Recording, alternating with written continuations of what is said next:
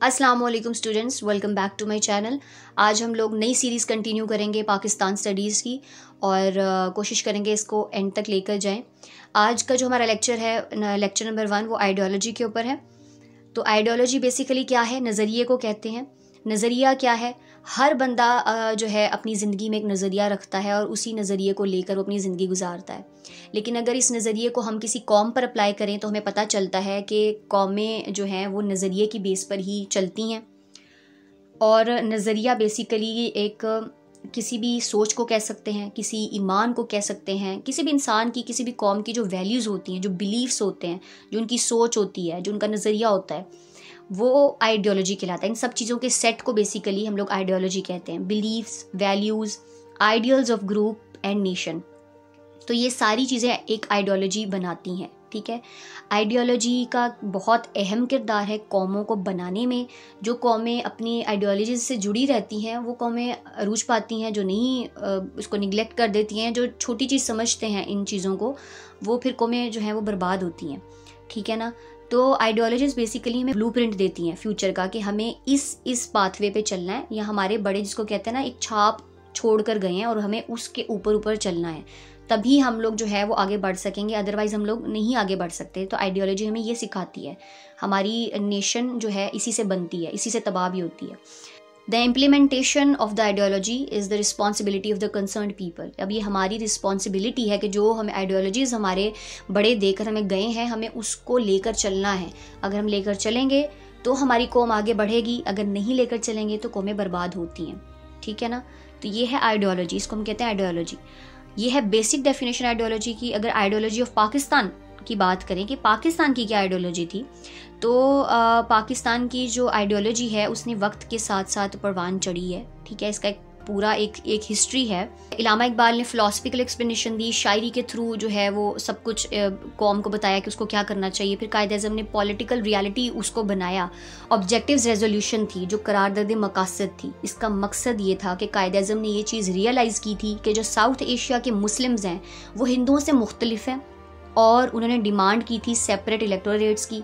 मगर मज़ीद जब उन्होंने देखा कि ये तो एक इंडिया हिंदू डोमिनेंट कंट्री है ज़ाहिर है, और मुसलमान यहाँ पर सेफ़ नहीं रहेंगे, तो उन्होंने अपनी डिमांड बदली और उन्होंने मुतालबा किया एक सेपरेट स्टेट का, एक अलहदा मुल्क का।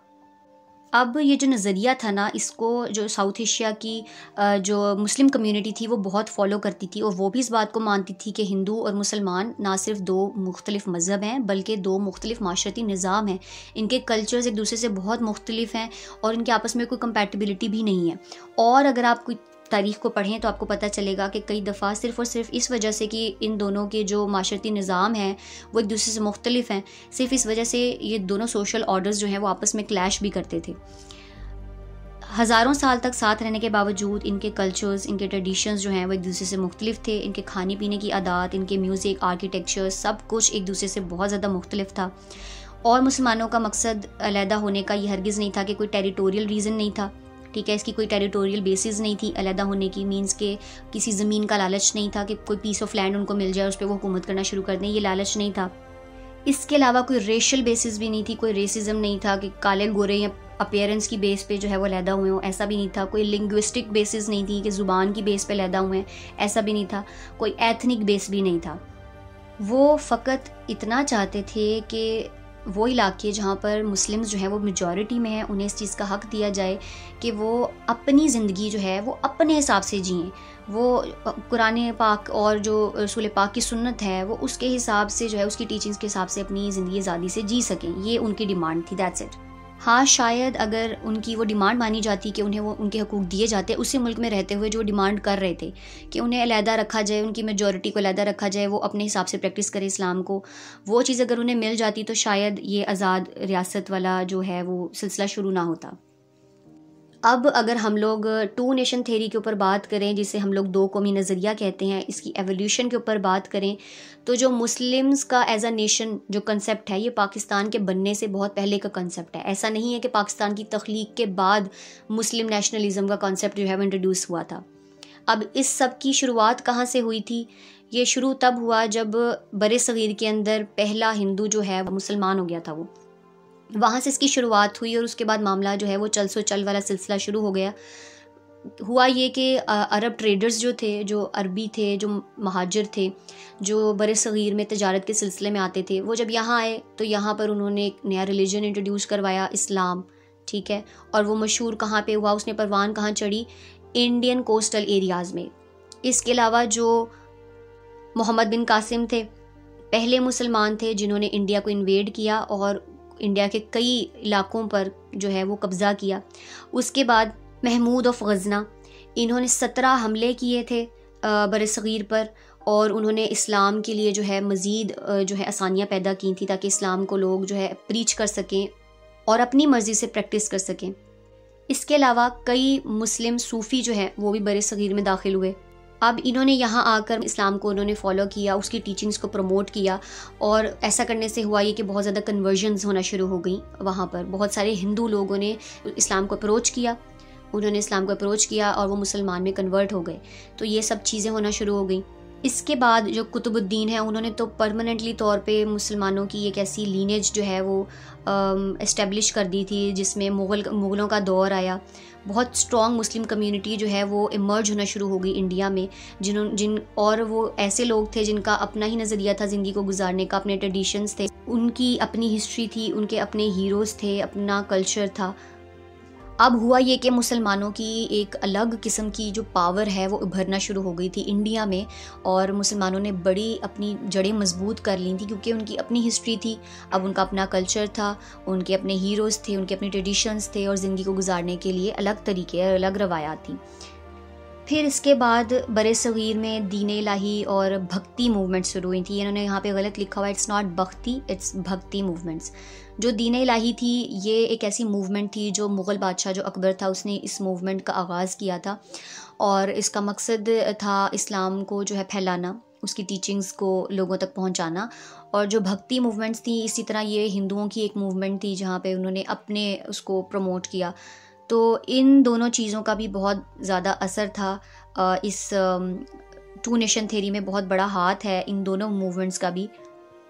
इन दोनों मूवमेंट्स के बाद भी ये सिलसिला मज़ीद बढ़ गया जब बहुत ज़्यादा कन्वर्जन्स होना शुरू हो गई और लोगों ने इस्लाम कबूल करना शुरू कर दिया।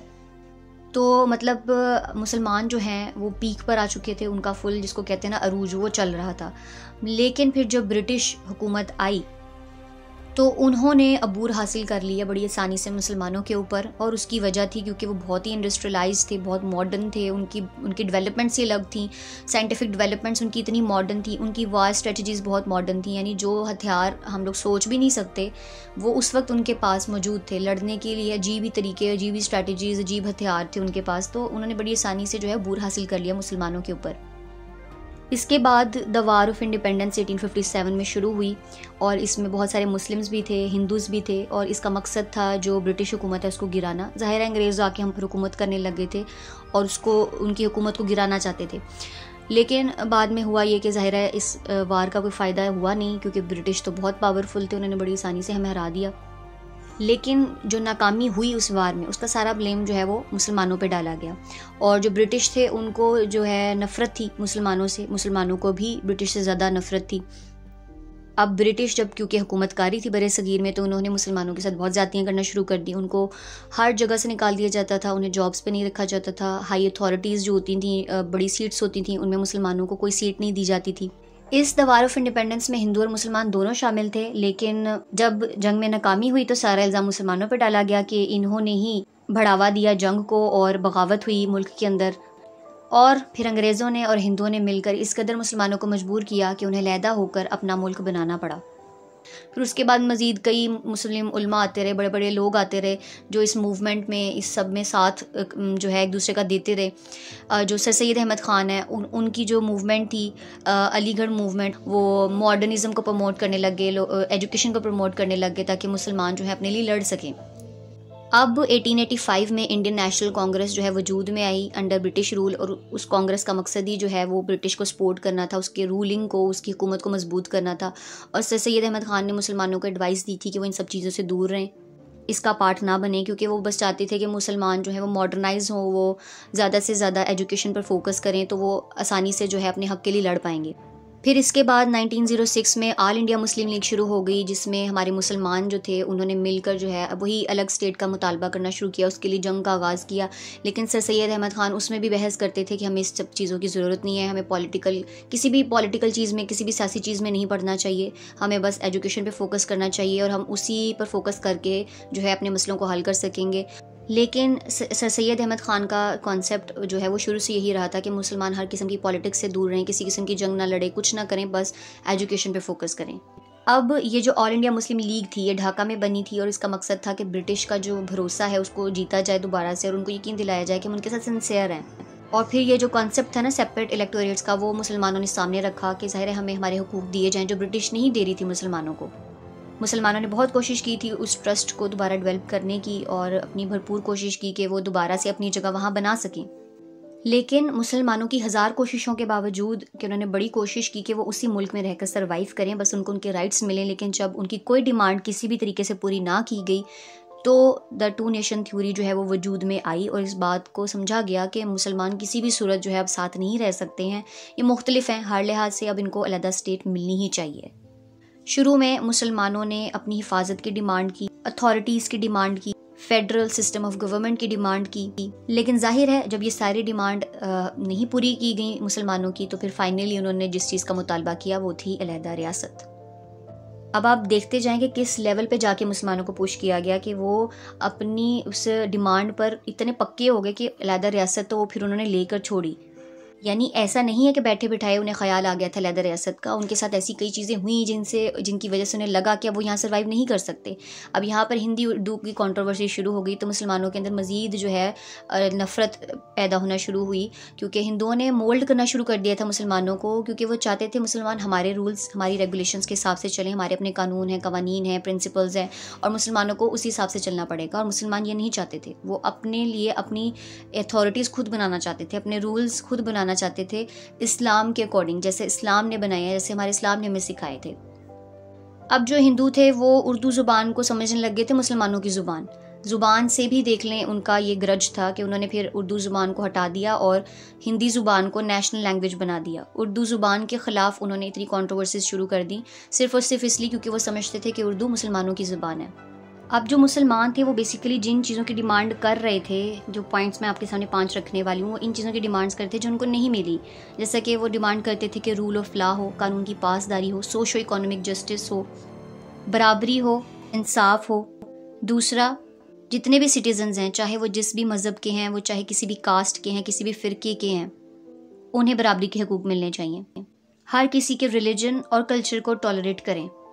ऐसा नहीं होना चाहिए कि आप अपने मज़हब को, अपने कल्चर को खुलकर एंजॉय कर रहे हो लेकिन किसी और के मज़हब को या कल्चर को आप बर्दाश्त नहीं कर रहे हो। इंसानी हकूक़ और वक़ार की इज़्ज़त की जाए और जो नॉन मुस्लिम्स हैं उनके भी राइट्स, उनके भी जो हकूक़ हैं उसकी प्रोटेक्शन की जाए। उन्हें इस चीज़ का हक़ हासिल हो कि वो खुलेआम अपनी मर्ज़ी से वो जैसे चाहें अपने मज़हब को प्रैक्टिस करें। तो ये हैं वो 5 प्रिंसिपल्स जो अगर हर कौम अपनी ज़िंदगी में अप्लाई करे तो वो एक दूसरे को बर्दाश्त कर सकेंगे हमारे अंदर, क्योंकि बर्दाश्त की बहुत कमी है।